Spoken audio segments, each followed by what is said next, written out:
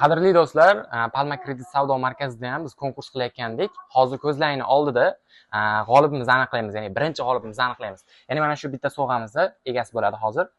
Kamerani yaqinroq olib kelasiz. Hurmatli mijozlar, mana hamma narsa shaffof.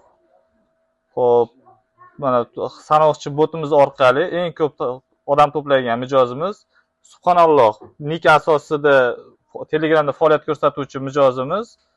Xo'sh, mana profiliga kiramiz. Sirazi aloqaga chiqamiz. Hop, internetimiz chataqli qilyapti.